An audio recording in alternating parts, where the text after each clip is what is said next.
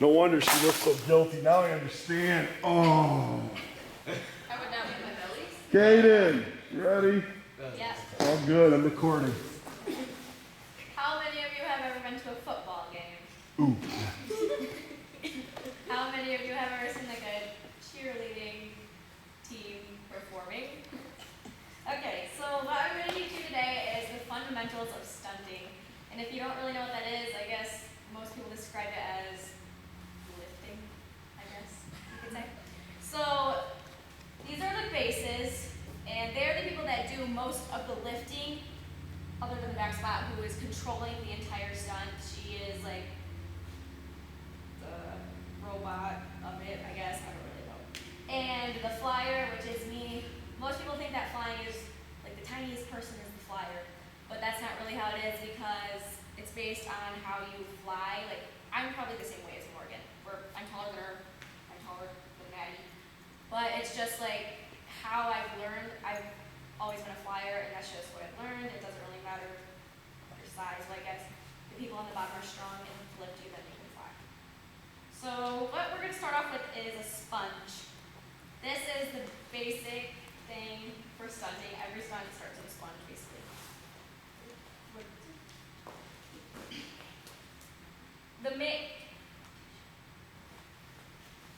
My feet are together in the sponge. That is kind of how it's supposed to, like you're supposed to have your feet in the sponge. The bases have my feet at their belly button level, and Kiki, the back spot, she is just holding my ankles tightly. And all of my weight is supposed to be in my hands. I'm trying really hard, but gotta go good one, so it's a little difficult, but I still do my part. Okay, drop down. So the sponge is where you start off. After the sponge, you can take it up to an elevator level, which is here, an extension, which is like the highest you can go. Okay, so next we'll do an elevator. Just show.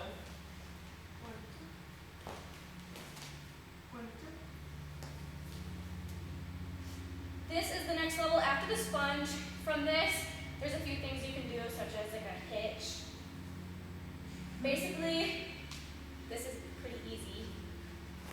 Okay, now we can do extension. This is the highest we go. Can't really go any higher because there's not really anything else to extend. They could just jump. Okay, so there's a couple things you can do once you get to extension, such as libs at an extended level, which is a 1 foot extension. From there, you can do skills. I can do a few skills. My freshman year, I got a bow and arrow, a heel stretch, a scorpion, and air bass, which are all like, I guess, breaks in the air. Everybody likes them the best. Stuff like that, so I guess I can show you one of those. 5, 6, 7, 8. Whoa. Okay. Oh, sorry about that. I haven't really warmed up. But, so the basis for those, they have to stay, like, step in together.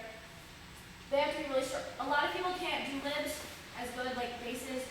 They don't know how to work together enough to get it and stay it up there. And a lot of it is quite hard because you have to step up on 1 foot and gotta have pretty good balance up there. Squeeze everything is like the key. Kiki, she's lifting it all up, and then when you get up there, you just, sometimes it's a little wobbly. Can't be perfect every time. But after, okay, there's a few other things like cradles, 360s, stuff like that, and that's how you like get down from a stunt. The most thing that people do is sponges, but I can show you a cradle.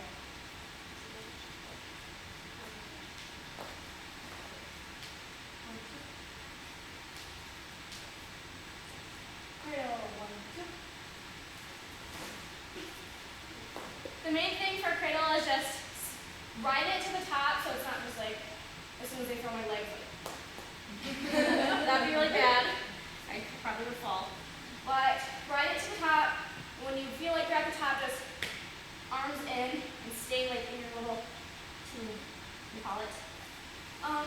Do you ever hit the girl in the back in the burgundy? You ever get your face hit by the back of her head? Sometimes it just depends how you decide to catch. There's two different ways to catch in the cradle. One is no arms, like I do. I put my arms to my side when I fall. Another way is you can like catch yourself. I'll show you that way later.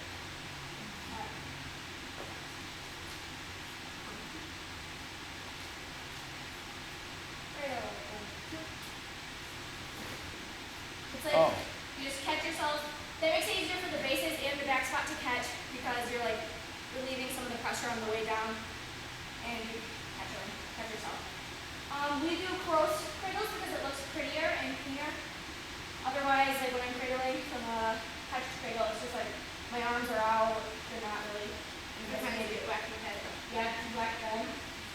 Another way to get down from the front is a 360, and that is you just it's like the same thing as a cradle, but then you spin on the way down. So we'll do that. Oh. I haven't done one of these since we had to.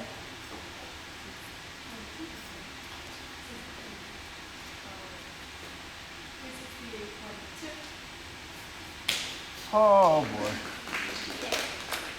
So for that one, you just ride it up. This one is very important to ride it all the way up to the top. Because when I was first learning how to do these, like there's been girls on my team that are like learning how to do these, they're definitely afraid of them. They're like riding it up and then they don't know what to do, so they start to spin and then they end up spinning over Maddie's head onto the ground. And one of the most important things as bases and back spot is to always catch your flyer.